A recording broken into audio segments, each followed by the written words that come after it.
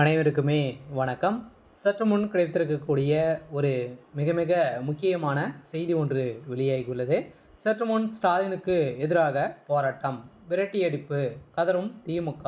இது மாதிரி பார்த்தீங்கன்னா செய்திகள் வெளியாக இருக்குது. இப்போ அதிரடியாக திமுகவுடைய அரசை பார்த்தீங்கன்னா அதிரடியாக அரசுக்கு எதிராக போராட்டங்கள் நடத்த போகிறதாக எடப்பாடி பழனிசாமி அவர்கள் பார்த்தீங்கன்னா இப்போ அதிரடியாக தேதியை அறிவிச்சிருக்காங்க. இந்த தேதியின் அடிப்படையில் இப்போ திமுகவுடைய அரசு மக்கள் பார்த்தீங்கன்னா போராட்டமே தமிழகத்தை காப்பதற்கான ஒரு வழியாக இப்போ ஏற்படுத்தியிருக்காங்க. பார்த்தீங்கன்னா திமுக அரசுக்கு எதிராக மக்கள் போராட்டம் ஒன்று தமிழகத்தை காப்பாற்ற முடியும் அப்படின்ற மாதிரி எடப்பாடி பழனிசாமி அவர்கள் தரப்புக்கு பார்த்தீங்கன்னா கடும் கண்டனங்கள் தெரிவிச்சிருக்காங்க.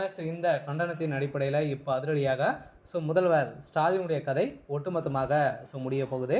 இதை பற்றி இந்த வீடியோவில் நம்ம முழுமையாக பார்க்கலாம். அதுக்கு முன்னாடி நம்ம சேனலுக்கு இப்போ தான் நீங்கள் முதல் முறையாக வந்திருக்கீங்க அப்படின்னா மறக்காமல் நம்மளுடைய சேனலை சப்ஸ்கிரைப் பண்ணி சப்போர்ட் பண்ணுங்கள்.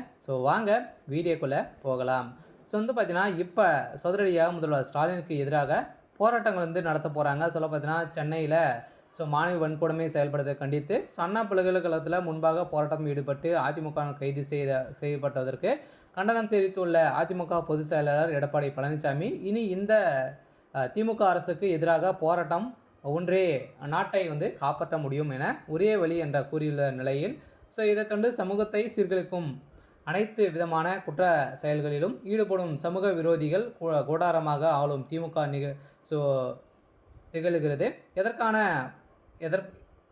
என்பதற்கான அண்ணாமலை பல்கலைக்கழகத்தில் வளாகத்தில் நடந்த அனைவருக்குமே எடுத்துக்காட்டாக பார்த்தீங்கன்னா எடப்பாடி பழனிசாமி அவர்கள் சொல்லியிருக்காரு.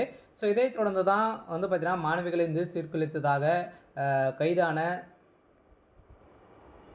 சரித்திர பதிவேடு குற்றவாளி ஞானசேகர் என்ற காமக்கொடூரன் பார்த்தீங்கன்னா திமுக உறுப்பினர் என்று செய்திகள் வருகின்றன.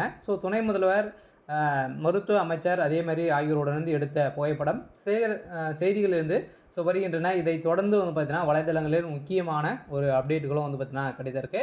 இந்த நிலையில் தான் தமிழ்நாட்டில் மிக முக்கியமான பல்கலைக்கழகத்தில் சிசிடிவியில் செயல்பாட்டில் என என்பதை சொல்லி இப்போ பார்த்தீங்கன்னா திமுகவுடைய அரசு நிறைய குற்றவாளிகளாம் தப்பிக்கக்கூடிய அளவிற்கு திமுகவுடைய அரசு துணை போயிட்டு இருக்கு.